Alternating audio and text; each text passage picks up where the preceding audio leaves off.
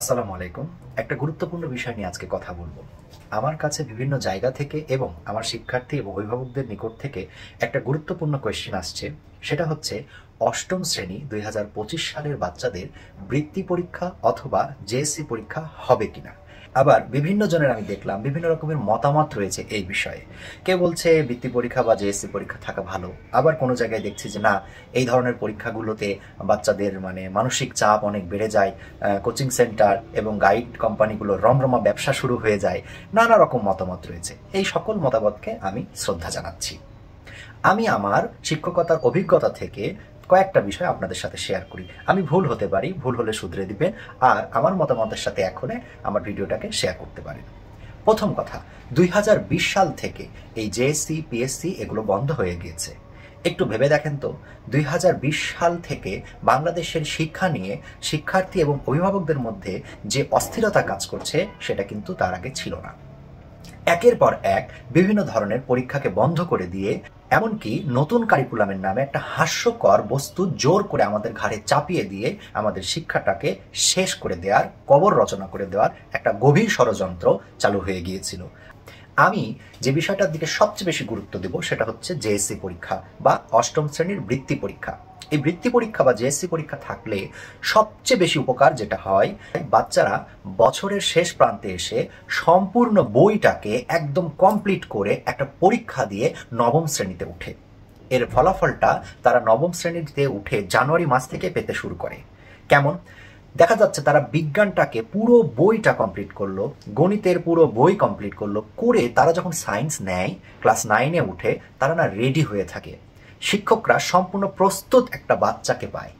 এটা অনেক হেল্প করে, যেটা বিগত কয়েক বছর ধরে ডিস্টার্ব হচ্ছে। এখন আপনি বলতে পারেন, কেন স্কুলে তো বার্ষিক পরীক্ষা হয়? অবশ্যই হয়, কিন্তু এটা আপনারা সবাই জানেন, স্কুলের বার্ষিক পরীক্ষাতে অবশ্যই সব স্কুলের সিলেবাস একই রকম থাকে না।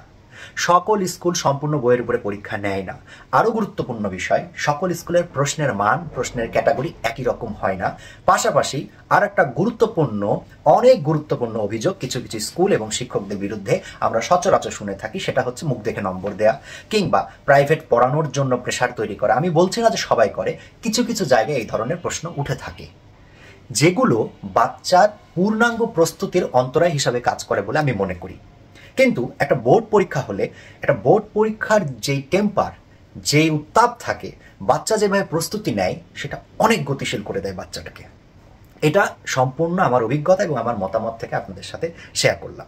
আর একটা গুরুত্বপূর্ণ বিষয়, সেটা হচ্ছে বলা হয়ে থাকে যে এরকম ধরনের কম্পিটিশনমূলক পরীক্ষা আসলে গাইড কোম্পানি বা কোচিং সেন্টারগুলোর বাণিজ্য অনেক পরিমাণে বেড়ে যায়।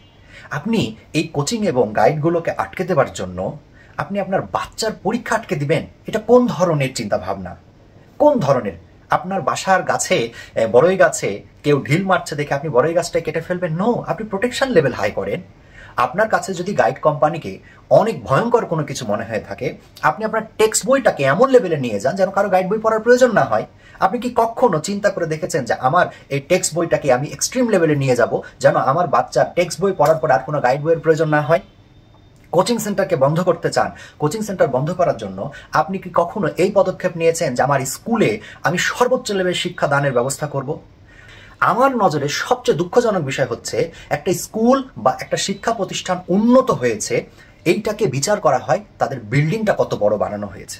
আমি এমন বলতে শুনি যে আমাদের স্কুল অনেক উন্নত, অনেক ভালো, আমাদের স্কুলে একটা 5 তলা বিল্ডিং আছে। স্কুলের উন্নয়ন মানে ভবন নির্মাণ নয়, স্কুলের উন্নয়ন মানে মেধাবী পরিশ্রমী শিক্ষক নিয়োগ দেয়া। আমাদের স্কুলগুলোতে কি সেই ধরনের ব্যবস্থার চালু করার জন্য কি কি পদক্ষেপ নেওয়া হয়েছে, এটা প্রশ্ন আমি রেখে গেলাম। আমার যেটা ধারণা সেটা হচ্ছে, বাচ্চাদের জেএসসি হোক বা বৃত্তি পরীক্ষা হোক, যেটাই হোক, একটা কিছু চালু হওয়া দরকার। বাচ্চাদেরকে উৎসাহ করা দরকার। প্রত্যেকটা মানুষ তার কাজের একটা ফলাফল জানতে চায়, আর যখন এই ফলাফলটা বোর্ড থেকে আসে, সেটা না সকলের জন্য স্প্রিয়া হিসেবে কাজ করে। আপনারা যারা ভিডিও দেখছেন তারা অনেকেই হয়তো জীবনে জেএসসি পরীক্ষা দিয়েছেন অথবা আমার মতো বৃত্তি পরীক্ষা দিয়েছেন। আপনি যখন বৃত্তিটা পেয়েছেন তখন আপনার মধ্যে যে উদ্দীপনাটা বা উৎসাহটা কাজ করেছে সেটা আনবিলিভেবল। এবং যে বৃত্তি পাননি বা যে জেএসসি পরীক্ষায় A+ পাননি, তার ভেতরে যে জেদটা, যে ক্ষুধাটা, যে আমাকে পরের বার এটা করে দেখাতে হবে, 2 বছর সময় 9-10 পড়ে আমাকে এসএসসিতে করে দেখাতে হবে, সেইটা আমি পরীক্ষা না নিয়ে আনবো কোথা থেকে?